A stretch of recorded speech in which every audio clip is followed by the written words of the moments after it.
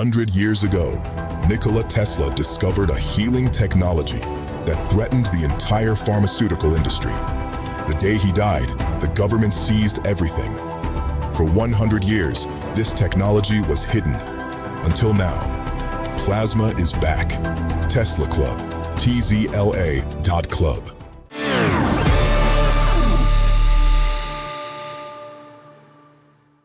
Good morning, everybody, and welcome to Wednesday's episode of Trending. Right, let's dive straight into this story this morning. So, the US ambassador from Great Britain, Peter Mandelson, was appointed despite failing security checks. This has been known for a few weeks now. Mandelson had close ties to Epstein. He's basically been the mentor, if you like, of Keir Starmer, the now Prime Minister.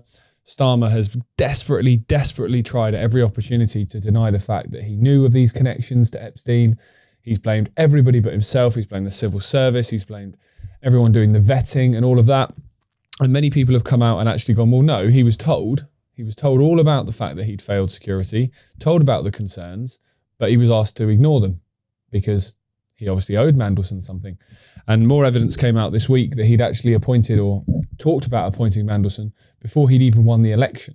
So this guy was clearly not just appointed because he was appointed, he was clearly always going to be for, as a payback for services rendered. So Starmer's desperately trying to cling on to power and trying to cling on to the fact that he didn't know when everybody knows. Last week you had MPs chucked out of the chamber for calling him a liar, which is kind of sums up British politics, really. You can lie, and that's fine, but you call somebody a liar for doing exactly that, that gets you in trouble. I mean, it's mad when you put it like that. But yesterday there was a vote between MPs as to whether to launch a formal investigation into whether he lied, whether information was covered up, and whether Starmer misled Parliament when he announced the appointment of Mandelson and when he denied any prior knowledge of these connections to Epstein. Now, the vote went against trying to get the truth out. It went in favour of Starmer. However, quite a lot of his own MPs backed the vote. So what's an interesting thing to discuss this morning is how this voting system works and how it literally is designed to cover up whatever they want to cover up. So Starmer has a majority. There's 650 MPs. He has a majority. Okay? So essentially, if every Labour MP votes with what he wants them to, they will never lose a vote. What you need in order to create a situation where they lose a vote is to have Labour MPs either abstain, which means they don't vote, they say I'm not going to vote, so you don't get a for or an against, which I think is just a cowardly thing to do anyway. If you're abstaining, you're saying no, so just say no. Also, what they need is they need Labour MPs to go, actually, morally, I can't vote in favour of this, I'm going to rebel and I'm going to vote against it. That obviously has repercussions for them. And I'm going to introduce something which many of you, I'm sure, will be aware of, but in different parts of the world, potentially not, called the whip system. So what the whip system essentially means is if you have the party whip, that means you're part of that party. So if you have a Labour Party whip, you're part of the Labour Party. If you have the whip removed, you're essentially having your Labour status removed, and then you would then become an independent MP. We've seen this happen with a number of MPs over the years. We saw it happen with Andrew Bridgham when he was a member of the Conservative Party and started speaking out against vaccine injuries. He had the Conservative Party whip removed. But what does that actually mean? And the reason this is important to mention is because throughout this story, it states that the Labour Party MPs were given a 3-line whip. And those who rebelled ignored that 3-line whip. Now, I'm going to explain what a 3-line whip, 1-line whip, 2-line whip actually means. So what the whip means is it's a document sent round to MPs, essentially asking them how to vote or advising them how the party, the leadership of the party, would like them to vote at any given opportunity. So whether it's to vote in favour of a policy, to vote against a policy, in favour of a war or against it, whatever it is. Well, a 1-line whip which is the least significant, is a non-binding request attendance. So if there's a vote coming up, it will say, we'd like you to attend this and vote in this direction. But quite informal. A 2-line whip is a mandatory attendance and permission needed to miss it. So this is really important. You need to be there. There's no excuses, and you need to vote in this favour. And then there's the 3-line whip, which is obviously relevant to this story here this morning. Strict instructions to attend and vote. Rebellion usually results in serious consequences, such as removal of the whip. An MP who consistently disobeys is expelled from the party and will become a sitting MP as an independent. So we have this illusion that every MP goes in there and votes with their own conscience, votes with their own intentions, votes on behalf of the people that put them there, which will come from different parts of the country, which will have very different philosophies, very different ideologies, very different problems, and therefore very different requests and needs than other parts of the country. You've got Keir Starmer, the Prime Minister, who is the MP for St Pancras and Holborn in London. They're going to have very different requests and very different desires than an MP who's sitting there up in Sunderland in the northeast. They both might be Labour MPs, they both might be Labour Party members, but they'll have very different interests and they'll have very different things that they care about.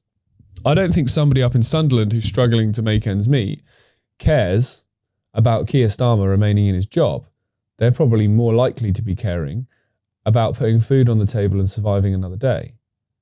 So why is their MP now compelled and in fact essentially bullied and manipulated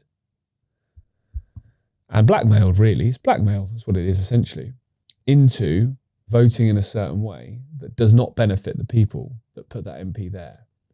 If ever you want evidence or such a clear black and white representation of how broken politics is, it's this whip system.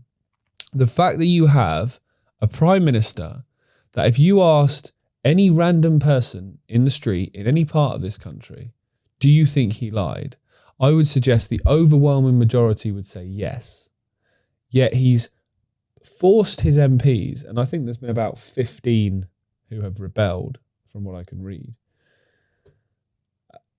He's forced them to vote to protect him, to protect his job, not to protect anybody else, not to protect the country, not doing what's best for them. No, he's forced them to save his own skin. And we're meant to sit here and believe that we live in some kind of open, fair, democratic society. We live in a dictatorship. We live in an absolute dictatorship, which right now is being dictated to on the surface by one man.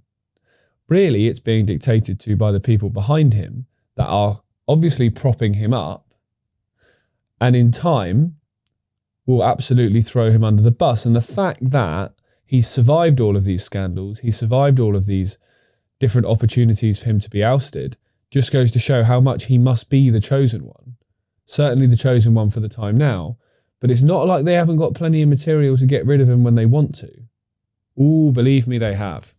And we're going to come on to that in the next part of the show. So if you head over to iconic.com, you can watch the rest of this morning's episode. We're going to talk about the trial of 3 certain young men that Gareth covered a little bit yesterday. We're going to talk about Tommy Robinson and the upcoming May the 16th march that just happened to get a massive new donation from a very interesting individual with a very interesting history of donating to alternative figures.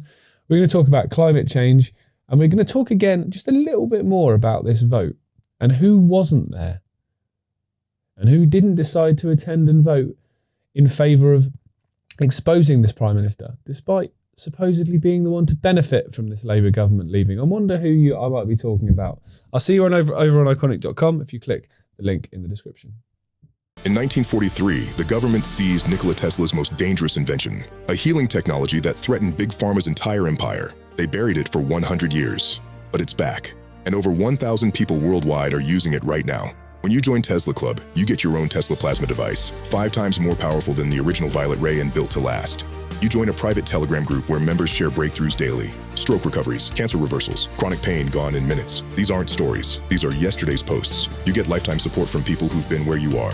Technical guidance, therapeutic protocols, a group that actually understands. And you get access to hundreds of documented experiments, real members, real results, real transformations, no prescriptions, no waiting for permission. No begging doctors who don't believe you. Just you, your machine, and a movement taking health sovereignty back. We're Tesla Club, private science club for self-directed healing. Visit tzla.club. Join the revolution. Plasma.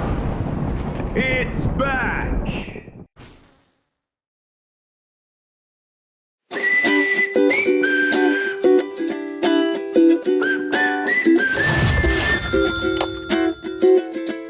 Hi, love. Can I get 2 lattes, please? 1 decaf. Thank you. I've just seen the most horrendous news on the Epstein files. No, I actually wish I could unsee it. You mean that stuff that I've been banging on about for years now? Alright, show up. Look, you can just admit when you're wrong. Please may I get a white wine, small? And I'll get 1 of those, please. So then, how do I become a conspiracy realist? Well, first things first, you've got to unsubscribe from all your mainstream platforms, so ITV, BBC, bin it. Then you're going to subscribe to the only platform that's actually there to set you free. Great, more money to spend.